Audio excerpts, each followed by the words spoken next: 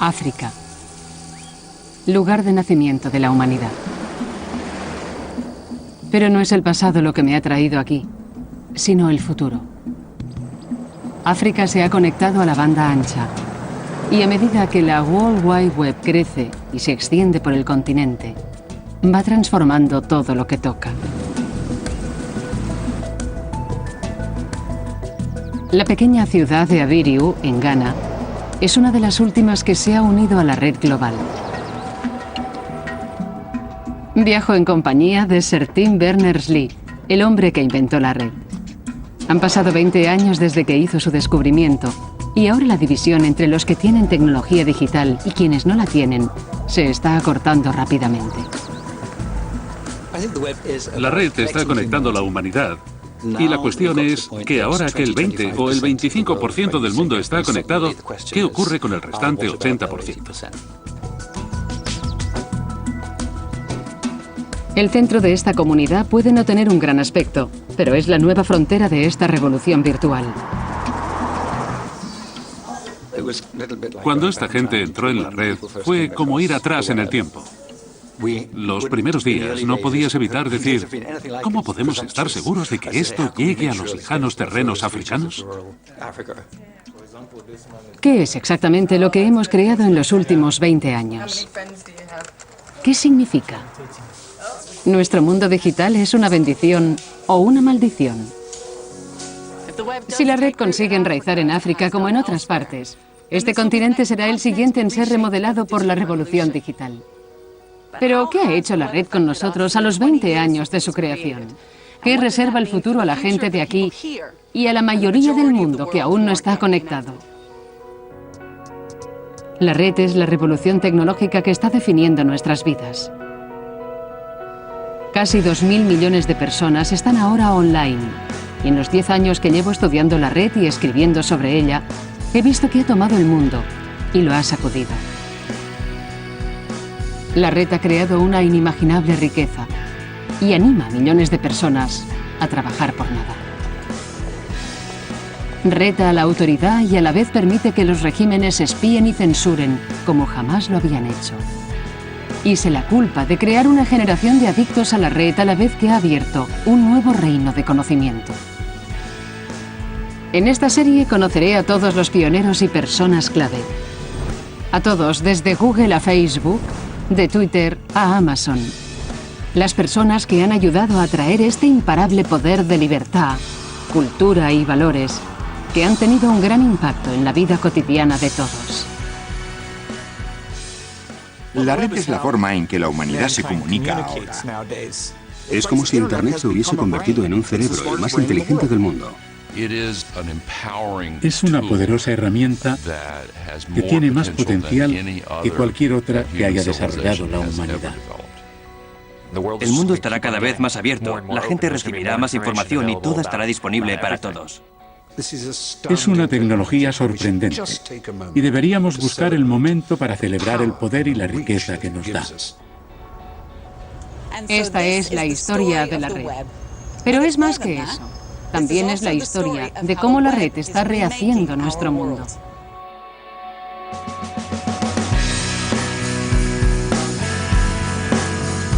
La revolución virtual. ¿Libertad en la red?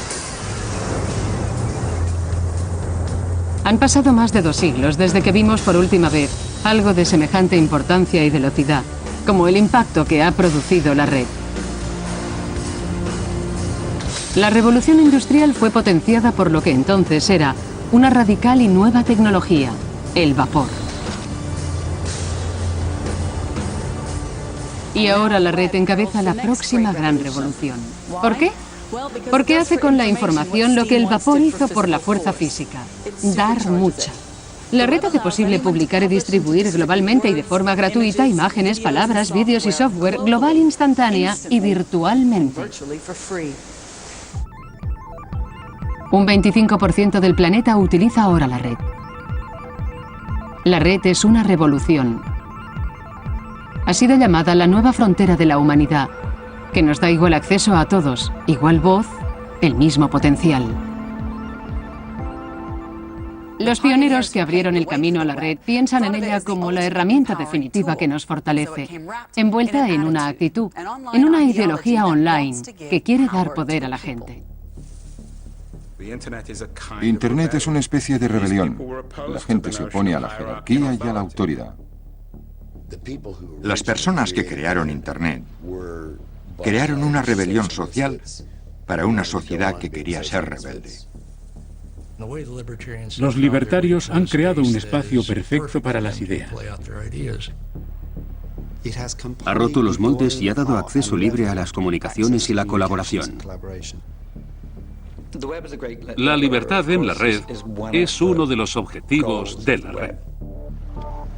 En este documental quiero estudiar cómo el sueño de libertad se está extendiendo por la red. Cómo está cambiando la noción, largo tiempo mantenida, de la propiedad, el valor y la experiencia. Cómo está retando el modelo de negocio y cómo la igualdad prometida por la red choca con la naturaleza humana, nuestro innato deseo de beneficio y control. Trata del significado de este conflicto y de cómo se ha creado en la red la efervescencia, la seducción y el enorme y poderoso fenómeno que conocemos hoy.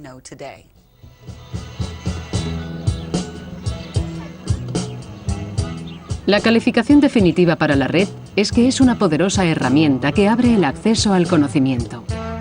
Para averiguar cómo, he venido a uno de los nuevos pilares del sistema educativo norteamericano.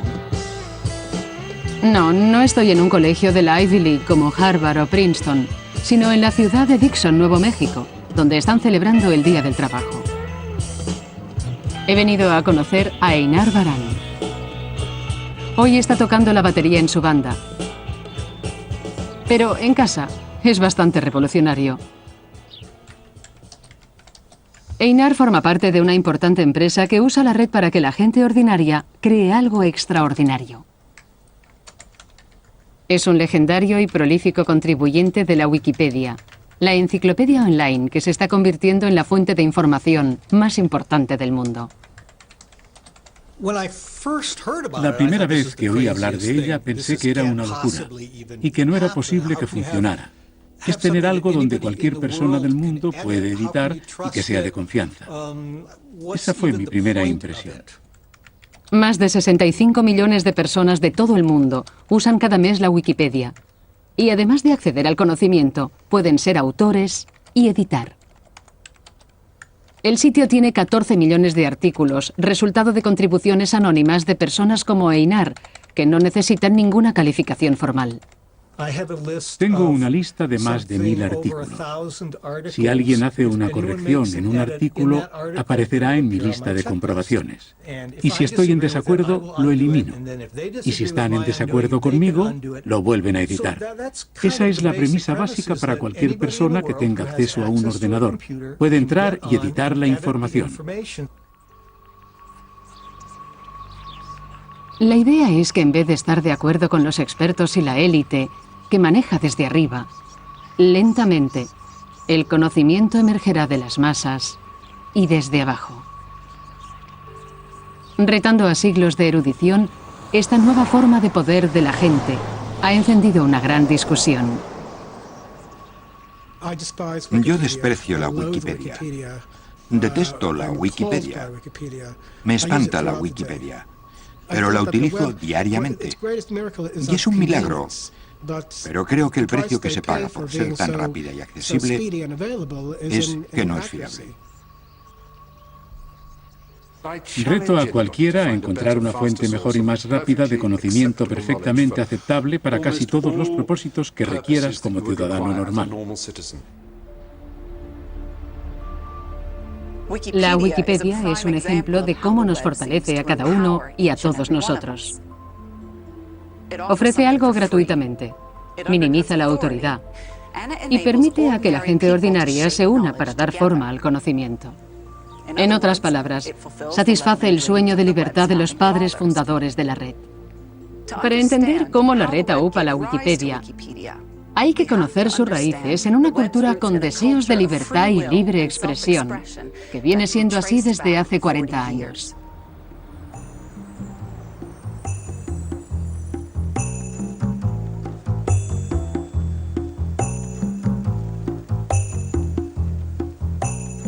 Los deseos de igualdad del mundo online pueden ser rastreados hasta la contracultura de los años 60.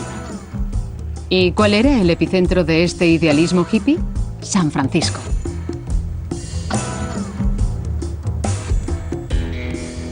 Nadie sabe qué ocurrió en San Francisco, pero fue aquí, el hogar tradicional de lo moderno, donde empezó el movimiento hippie, que rompió la delicada silueta del materialismo norteamericano con un arma definitiva, el amor.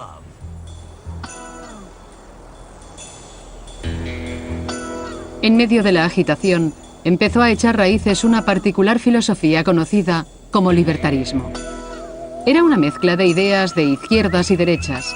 Rechazaba el control del Estado, el sistema legal y la censura, y enfatizaba la importancia de la libertad personal. Y mientras el sueño de la contracultura se desvanecía en el mundo real, en los años 70 encontró el lugar más inverosímil en el que podían florecer esas ideas. Los primeros ordenadores estaban reservados a los gobiernos, los ejércitos y las grandes empresas. Pero ahora, por primera vez, modelos más pequeños y baratos empezaban a poner la tecnología en manos de la gente. Y ocurrió algo notable. Este libertarismo de la contracultura encontró una nueva sede en lo que era la temprana Internet.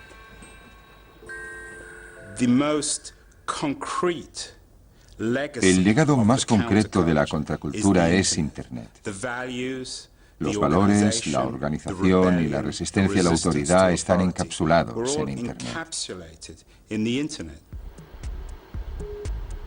Los ordenadores más baratos permitieron que se desarrollaran las primeras comunidades online. La que sobrevivió más tiempo y también la más influyente fue llamada The Well. En esa esquina tenemos ahora The Well. Se fundó en 1985, cerca de San Francisco. ¿Dónde si no? Y sin The Well, Facebook, Twitter, MySpace y todas las otras comunidades de la red nunca hubiesen existido. Mucha gente ve a The Well como un lugar para vivir y existir. Y, en cierto modo, gracias a eso, recibimos una gran cantidad de información. Conocí a un miembro de Grateful Dead en The Well. Un porcentaje de personas que están en The Well son rebeldes inteligentes, que han hecho un mundo para sí mismos. Fue The Well lo que puso el libertarismo online. Nadie era más influyente en la dirección de esta extraordinaria transición que el hombre que la fundó. Stuart Brand, que publicó la Biblia de la contracultura, The Whole Earth Catalog, formó parte de un estudio legal del LSD y estuvo con los Panteras Negras. Aquí es donde empezó The Well, y lo que ocurrió aquí ayudó a definir toda la red en el mundo. En la época, un 1% del planeta se encontraba en Internet. The Well dio a mucha gente su primera oportunidad de entrar en el ciberespacio. ¿Cómo era? Debía de haber una sensación de que querías cambiar, revolucionar las comunicaciones, el conocimiento, las comunidades, todo eso. Una evolución en progreso sin tener que alentarla. Dirigida sobre todo por un sentimiento de curiosidad, además de esas cosas que ha dicho usted. En parte, lo que hicimos fue crear un escenario.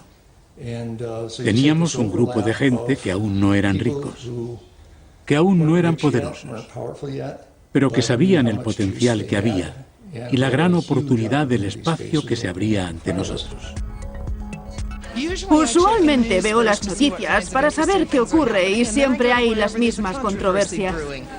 A la hora de almorzar en la oficina entramos en The Well y a veces hay charlas sobre mascotas. Hablo de mis gatos. Si he tenido un mal día, me gusta oír charlas sobre cosas sencillas donde toda la gente participa. Había 3 o 4 charlas sobre sexo de diferentes sabores, desde fuertes a suaves. Se hacían confesiones donde nadie decía malas palabras a nadie, dijeran lo que dijeran o hicieran lo que hicieran.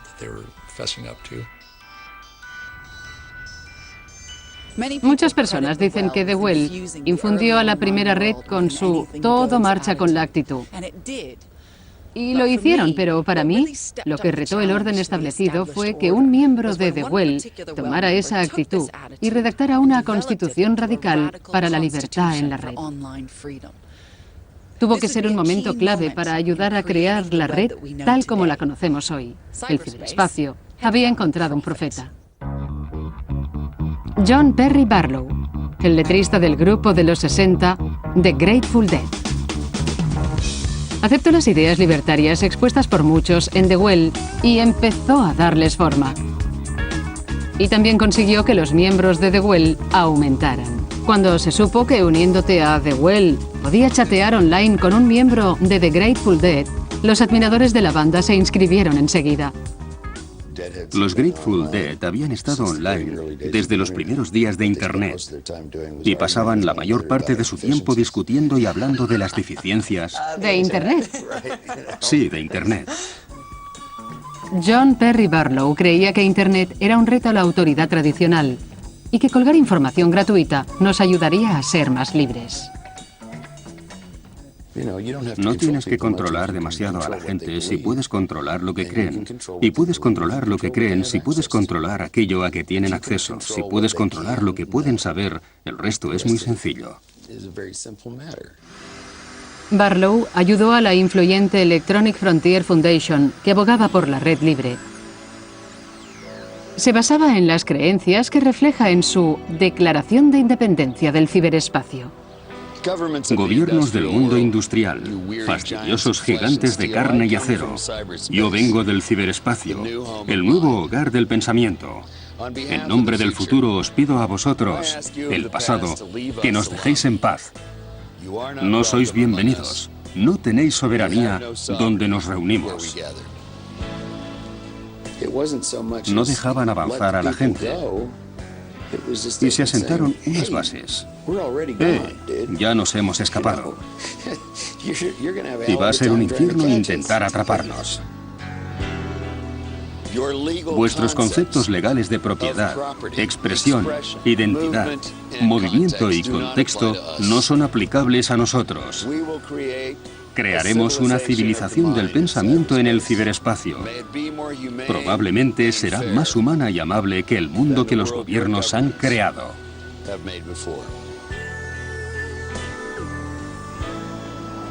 El manifiesto de Barlow decía que la autoexpresión no tendría límites y creía que ese fluir de información se confrontaría con la autoridad. Hoy, el mundo de los blogs, una especie de diarios online y noticias dogmáticas, demuestra que la revolución en la libertad de expresión puede revertir fácilmente en un pensamiento trivial.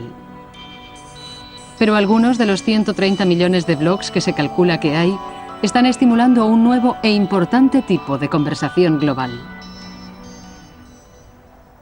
La red permite que la gente se exprese, obtenga ideas, las discuta con otros, se refleje en ellas. Y eso es muy bueno para las ideas, una perspectiva excitante y revolucionaria. Utilizada de forma correcta, la red puede alterar totalmente el paisaje político. Ori Okolo empezó su blog haciendo campaña por los derechos civiles en Kenia. Pero enseguida desarrolló una nueva y dramática forma de usar la red para documentar la realidad y reforzar el poder de la multitud. Fue impulsada por la terrible violencia que en 2008 siguió a las elecciones en Kenia. Volví a casa para las elecciones. Era la primera vez que votaba y para mí era un momento muy emocionante. También cubrí en mi blog el periodo de la campaña y fueron unas elecciones muy reñidas. Creo que nadie pensó en lo que seguiría. Los resultados de las elecciones se discutieron porque se alegó que eran ilegales. La violencia tribal estalló entre los seguidores de los candidatos rivales. Los medios oficiales luchaban por cubrir la crisis. La gente, desesperada, pedía información a sus familiares y estos me la enviaban a mí. Me di cuenta de que los ciudadanos intentaban que no los capturasen. porque es lo que se veía en la televisión. Y pensé que la gente debía recibir individualmente ese tipo de información y que tenía que poner en circulación lo que no se veía en las noticias. Ori reunió un equipo y creó un sitio web llamado Ushahidi. Ushahidi significa presenciar en suajili y permitía informar a la gente ordinaria de los ataques y crear minuto a minuto una imagen de las revueltas. Dando voz al pueblo, presionaron a las autoridades keniatas para que actuaran y acabaran con la violencia. La atención fue extraordinaria, algo que no habíamos imaginado, y enseguida nos dimos cuenta de que era necesaria una especie de plataforma y de que había que convertirla en una herramienta que pudiese utilizar cualquiera. Ushahidi me recuerda a los primeros tiempos de la red. Yo creo que ahora nos estamos dando cuenta de que sitios como esos tienen potencial gracias a la tecnología y que el mundo la está aceptando por lo que significa. La capacidad de la red para reforzar el poder de millones de voces individuales no tiene precedentes en la historia humana. Parece ser que hace realidad el sueño de gran libertad. Un cambio igual al que trajo la invención de la imprenta.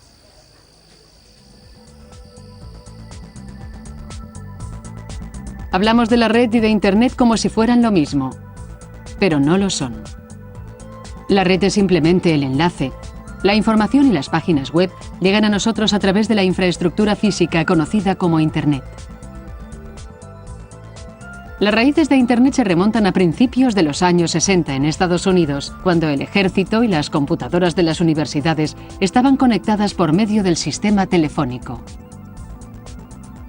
El correo electrónico nació en 1965 y los patrones comunes empezaron a permitir que los archivos se transfirieran entre redes. Pero conseguir información era aún extremadamente difícil. Los usuarios tenían que saber exactamente dónde estaba almacenada y cómo decirle a su ordenador que la encontrara para poder enviarla a otro ordenador.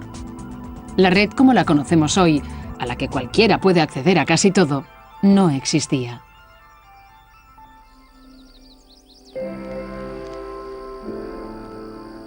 En el mundo anterior a los sitios web, si entrabas estabas amurallado dentro de pequeños rincones del ciberespacio.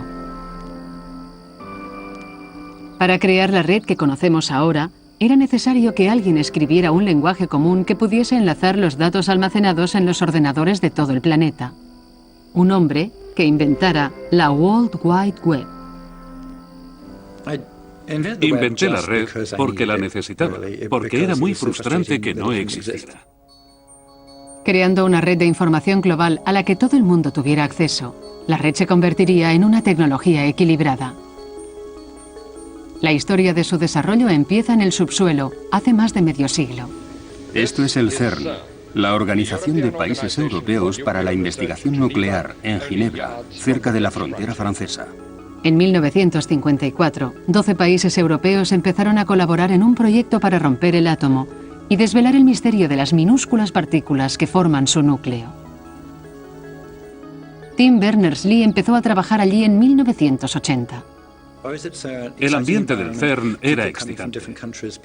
Había gente procedente de varios países, de diferentes universidades, de distintas compañías, y el software y los ordenadores eran diferentes. Así que la documentación era de sistemas diferentes. No podían conectarse. Había que escribir en papel, a veces en la parte trasera de un sobre, y luego escribirlo en el ordenador. Berners-Lee empezó a desarrollar un nuevo y radical sistema para intentar unir los diferentes sistemas de los ordenadores que utilizaba el equipo de trabajo multinacional. En 1989 redactó un documento con el engañoso y mundano título Información de Administración, una proposición. Escribí un memorando sobre la idea, lo repartí y cuando me lo devolvió, mi jefe escribió en una esquina de la copia, vaga pero excitante. Le gustó el proyecto y me permitió hacerlo en mi tiempo libre. Berners-Lee utilizó software, herramientas y protocolos ya existentes y creó algo revolucionario. Su vaga pero excitante idea se convertiría en la World Wide Web y el 6 de agosto de 1991 el primer sitio web empezó a funcionar en el CERN. Sé que a todos les gusta que diga que fue un gran cambio. En aquel momento fue una efervescencia. Parecía algo increíble. Y empecé a recibir llamadas de todo el mundo. A recibir cartas de todo el mundo. De lugares de todo el planeta preguntándome qué estaba ocurriendo. Y también me llamaron de la BBC, de The Economist, y todo el mundo me preguntaba sobre lo que había desarrollado. Y bueno, les dije que había empezado de una forma muy simple. El sistema de Berners-Lee se hizo universal para conectar el contenido de todos los ordenadores. Su hallazgo fue unir una idea ya existente llamada hipertexto, una forma de enlace entre documentos, a la infraestructura y protocolos de Internet. Para hacer eso asignó documentos a una única dirección o URL. Esas fueron las primeras páginas web creadas y formateadas en un nuevo lenguaje universal llamado HTML, que podía enlazar con otras páginas web de cualquier ordenador conectado a la red. Solventando un problema técnico específico, la web abrió un universo entero de información a cualquiera que tuviera un ordenador. Era como un mundo nuevo y magnífico, una nueva democracia, una nueva forma de que la gente se reuniera. Parecía la forma más fantástica y radical de conseguir información, el desarrollo más fantástico y radical desde que en 1450 Gutenberg imprimiera su Biblia y sus primeros libros.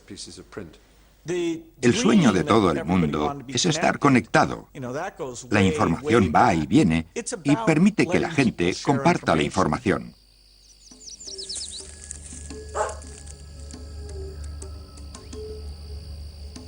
El diseño de la web permite conectar individuos sin una gran riqueza o poder.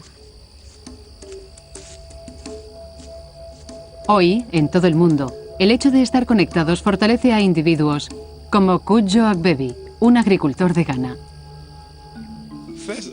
Yo no sabía utilizar Internet, pero un amigo me introdujo y me enseñó a navegar y encontrar todas esas cosas. Kudjo utiliza la red para aprender a cultivar más eficientemente y competir con agricultores más poderosos. Utilizo Internet para averiguar los precios de los productos y los mercados donde se pueden vender más fácilmente. La administración y el mercado han cambiado mucho. Me siento más unido al mundo. Pero la red es más que una herramienta de poder. Está deliberadamente estructurada de forma que resista a la autoridad.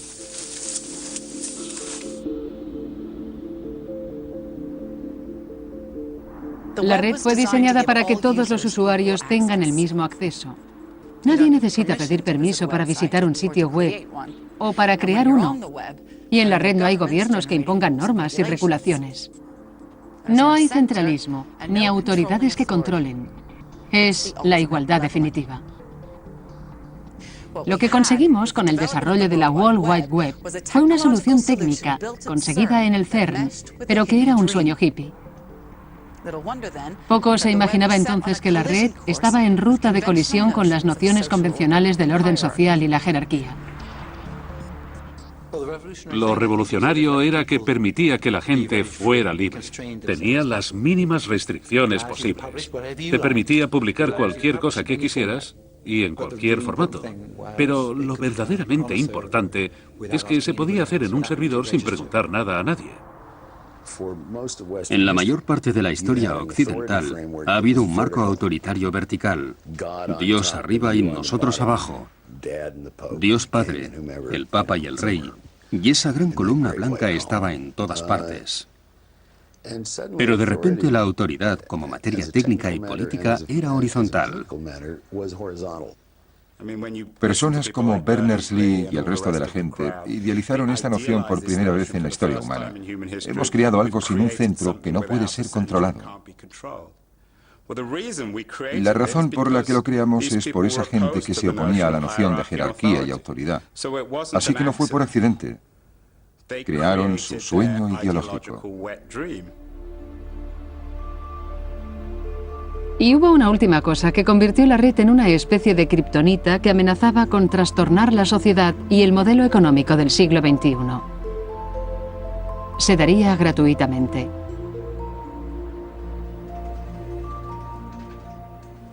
Tim Berners-Lee inventó algo con un poder increíble y no quiso obtener ningún beneficio. Creo que deberíamos celebrar eso, no su genialidad, sino que la World Wide Web funcione porque él la liberó, porque hizo que fuera libre para que todos la usaran. Y en ese sentido, es una fuente abierta. Deberíamos darle las gracias cada día por el hecho de que todos obtenemos provecho de la World Wide Web, por ese acto supremo de generosidad e idealismo. Tim creó una serie de herramientas que entregó al mundo y dijo: he creado esta caja de herramientas. No estoy muy seguro de qué hacer con ella, pero mirad qué podéis hacer. Y de esa forma, regalándola en vez de controlarla, empezó un nuevo y enorme proceso de innovación social y cultural.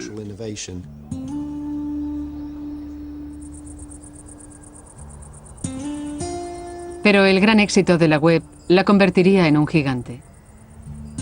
La idea de que era un espacio creativo donde todo el mundo podía participar igualmente se enfrentaría enseguida a un modelo diferente que vería la red como un lugar donde comprar y vender en vez de compartir. Esto inició un ciclo constante de revolución y contrarrevolución que hoy sigue dando forma a la red. Y para entender la naturaleza de este conflicto, tenemos que dar un salto atrás en el tiempo. Era el año 1975. Pink Floyd sonaba en la radio. En el cine veíamos Tiburón. La guerra de Vietnam había terminado. Y ese fue el año en que el joven graduado Bill Gates salía de Harvard y llegaba a Albuquerque, Nuevo México.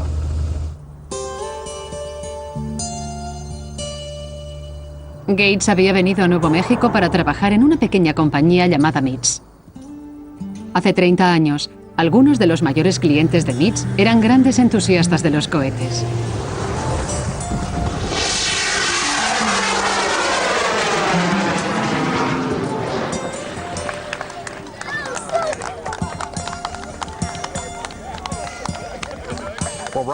Con los cohetes queríamos hacer algo más que lanzarlos y que cayeran.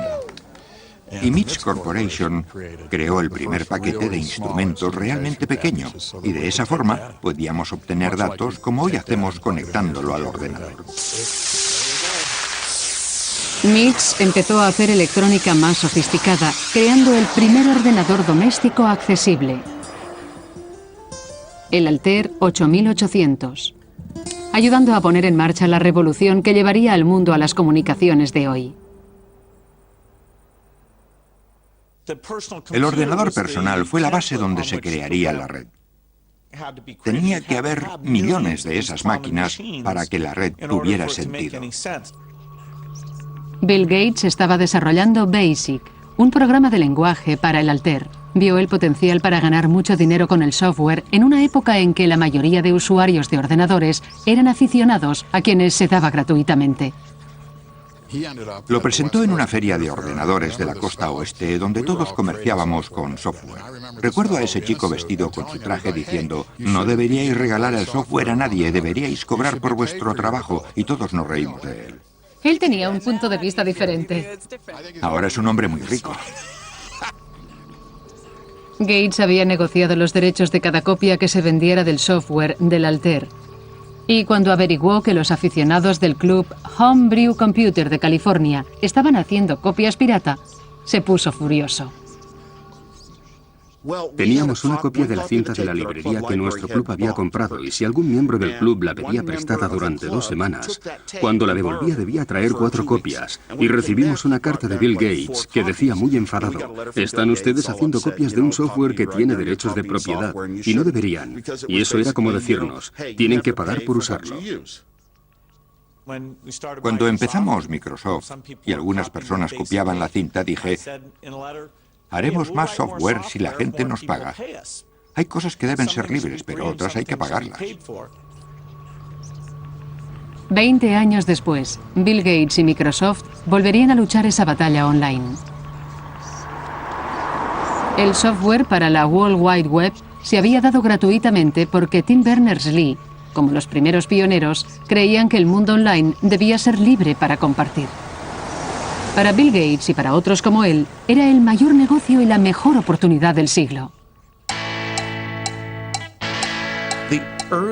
Los primeros tiempos de Internet parecían un nuevo punto de partida para los negocios.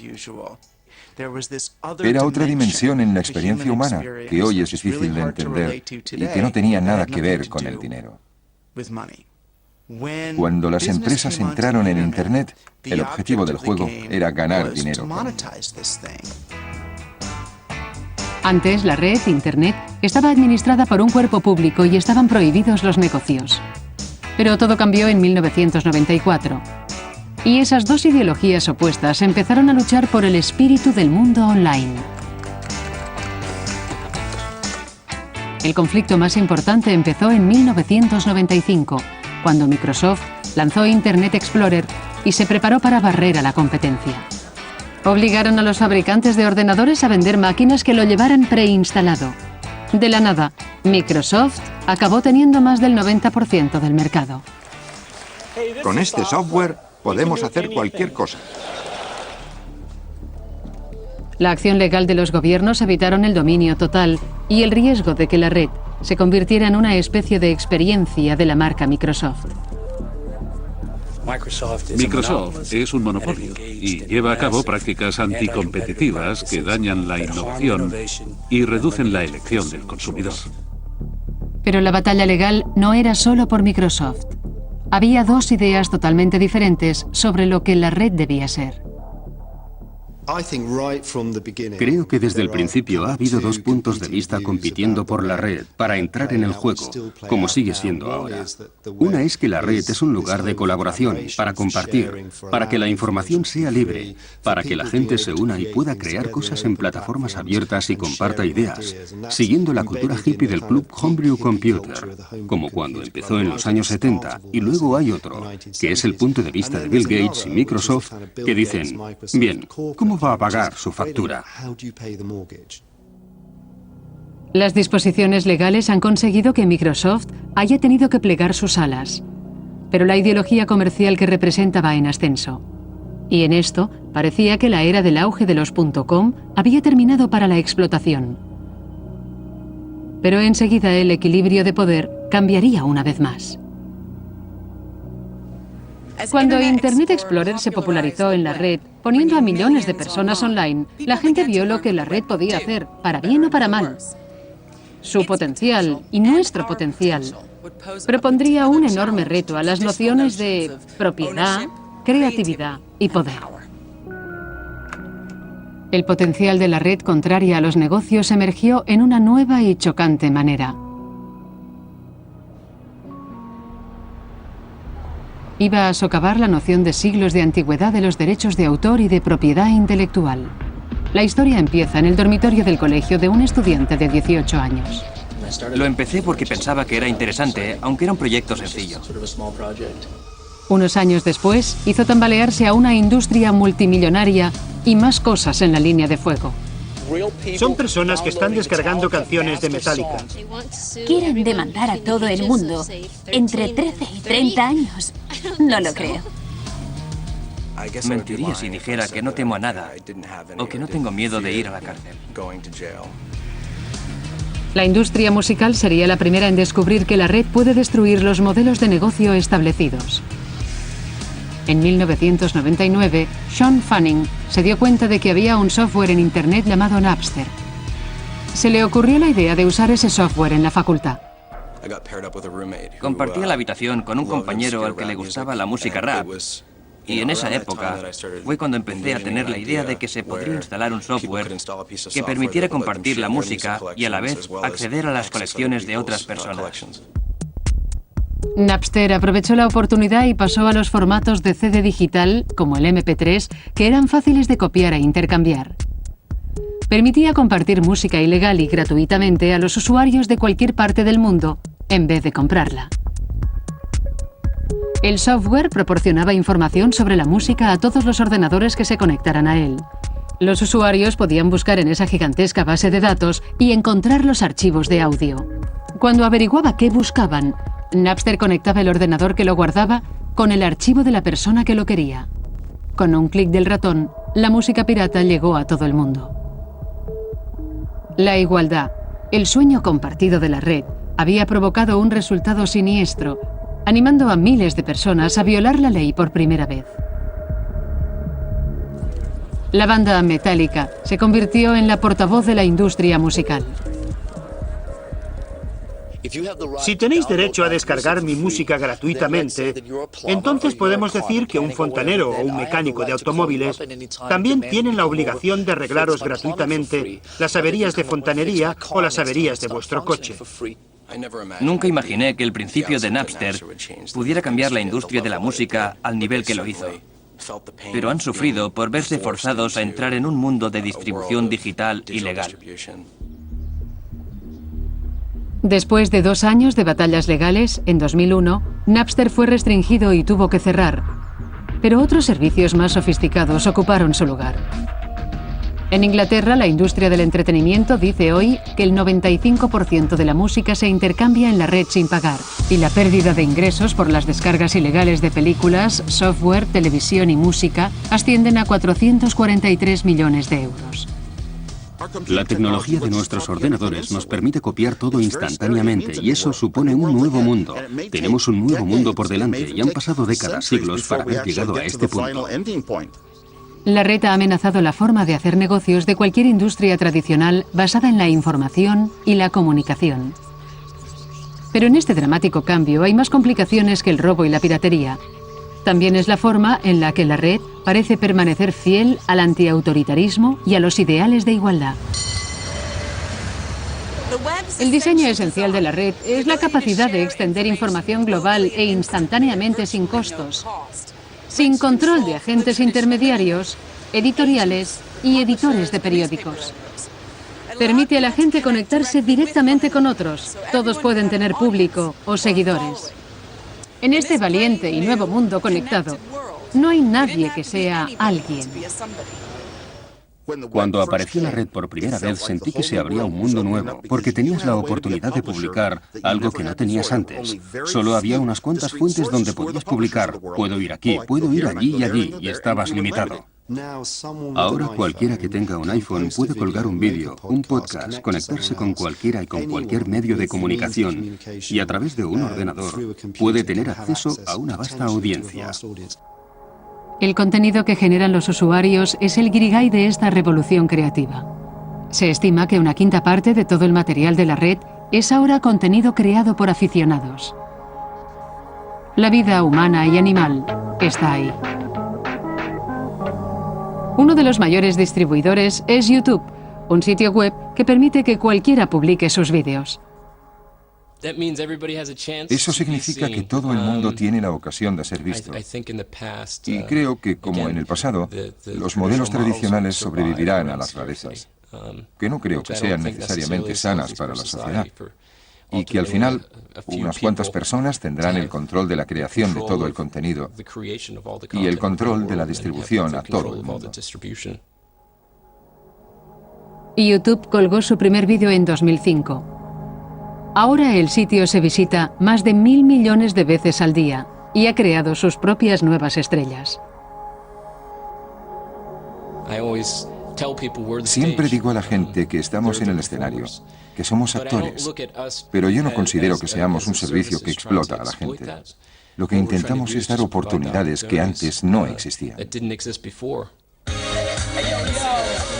Sitios superficiales como YouTube, con la promesa de 5 minutos de fama efímera, parecen probar el poder de la igualdad en la red. Pero para muchos usuarios de la red, no todos son ideales revolucionarios, sino una nueva manera de trabajar dentro del sistema. Para personas como Master Shorty, que ha sido nominado recientemente para un premio Movo, es la perfecta herramienta promocional. Estás promocionándote y vendiéndote. Sí. ¿Qué está haciendo Internet para que puedas hacer eso? Internet es lo que ha hecho posible, desde promocionar mi música hasta encontrar productores, hacer mi música y promocionarme en el mercado. Internet es la principal fuente para conseguirlo. Internet está lleno de amantes de la música. Hay una gran comunidad online. Puedes encontrar raperos, cantantes, músicos. Hay un montón de gente metida en ese mundo. Mirando fríamente este mundo de usuarios que generan y se autopromocionan, parece un reto que se puedan establecer industrias y más que un terreno para obtener beneficios, es una forma de descubrir e incorporar nuevas voces. Puedes destrozar jerarquías. Por ejemplo, las jerarquías del negocio de la música. Pero al final, cuando seas conocido, tendrás que firmar con los estudios de grabación. Como en American Idol, las viejas jerarquías siguen estando ahí, luchando por adaptarse a esta nueva situación.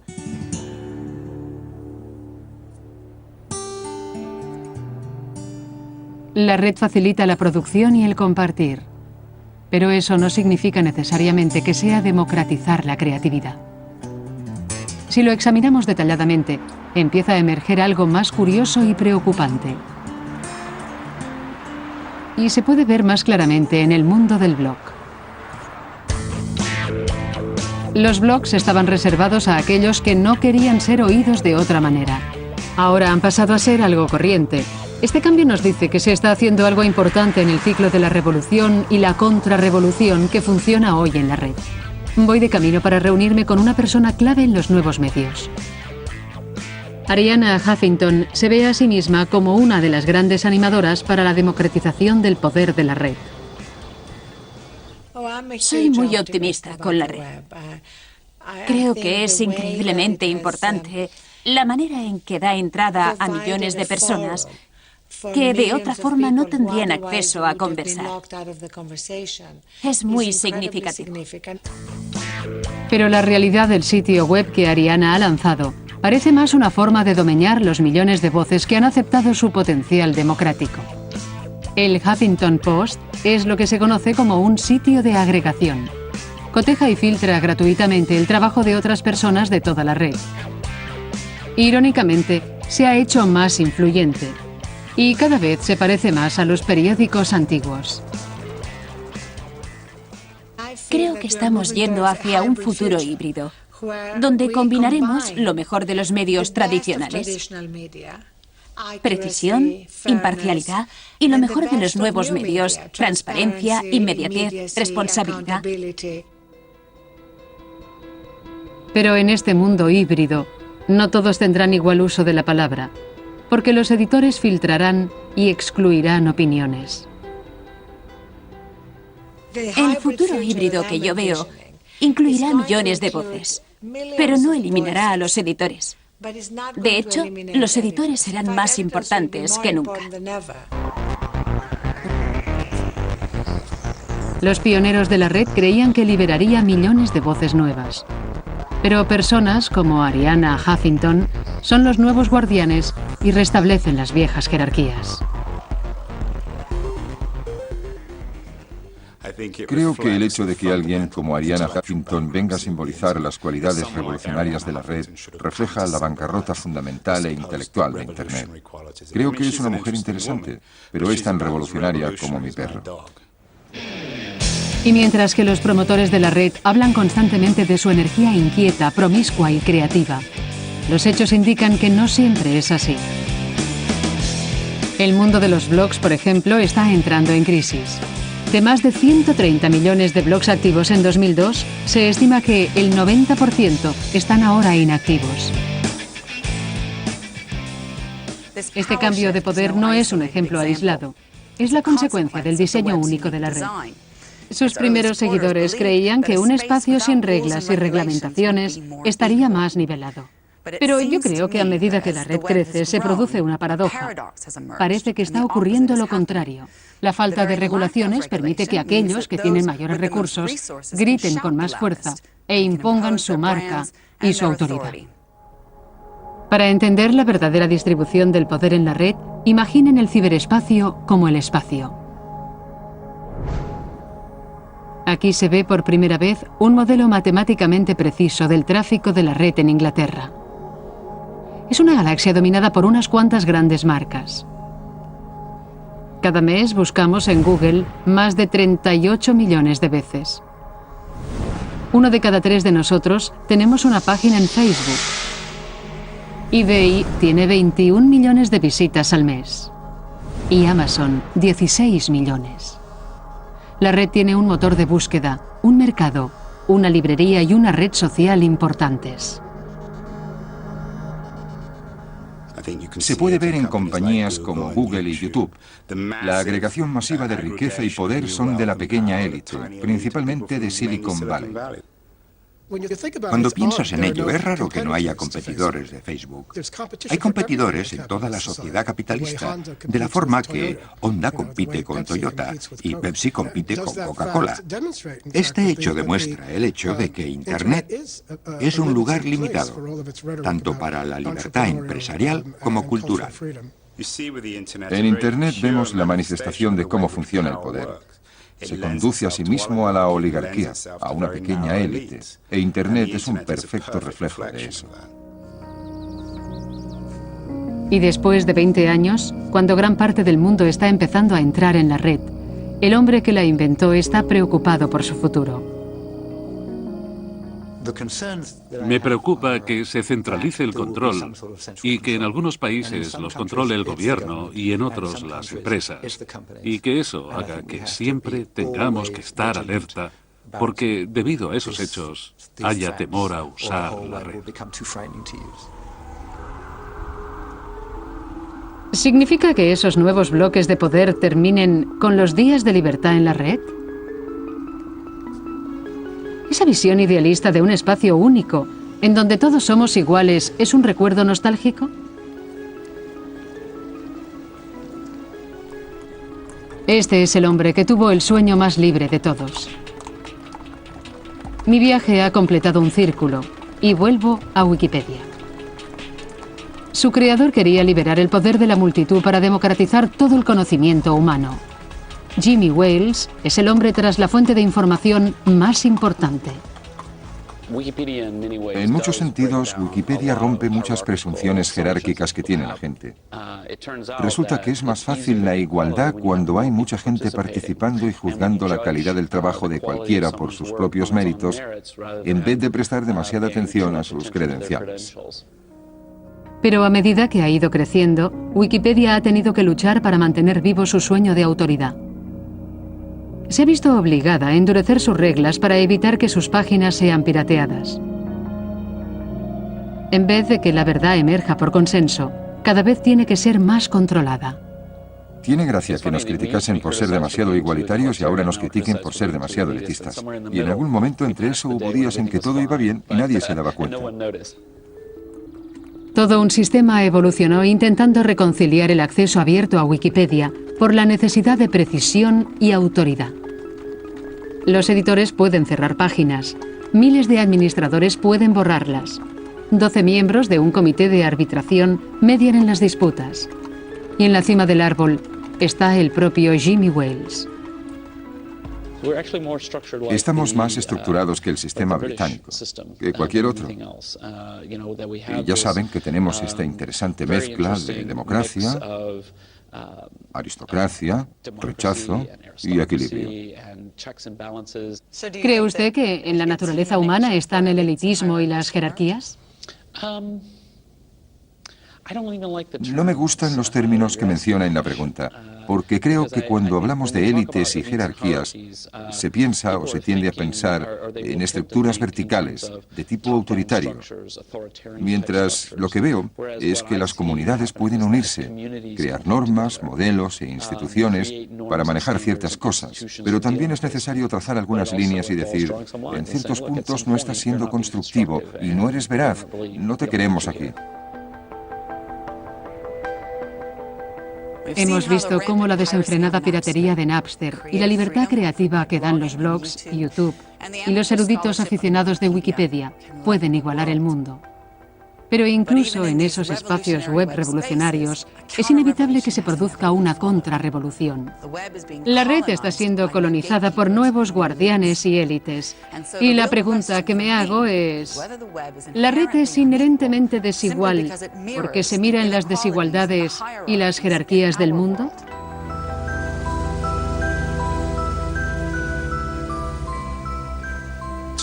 Alguien tiene que hacerse cargo.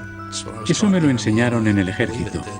Y créanme, tiene que haber alguien responsable de todo lo que haga el sistema y de los fallos.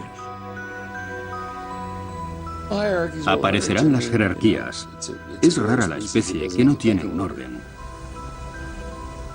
Yo creo que la red acabará teniendo los contornos de lo que siempre ha sido la cultura. Habrá jerarquías, habrá élites, y como toda la tecnología, Internet no es una cura para la naturaleza humana, es una ampliación de la naturaleza humana, de lo bueno y lo malo que tiene.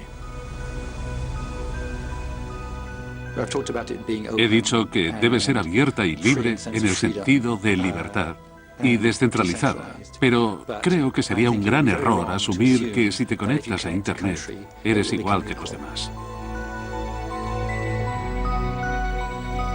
Para mí, la pregunta más importante sobre la red es si sus principios idealistas han pasado a la historia. Yo no lo creo, porque pienso que la red es algo más que un simple reflejo de nuestro mundo y que se reinventa a sí misma indefinidamente, dando más poder a la gente que la utiliza, aunque una parte de la red está cerrada, colonizada y controlada. La tecnología abre nuevas fronteras. Es un espacio de perpetua innovación. Nadie puede detenerlo, pero tenemos que ocuparnos de él. Esta revolución virtual es un extraordinario desafío, una inmensa responsabilidad y una extraordinaria oportunidad.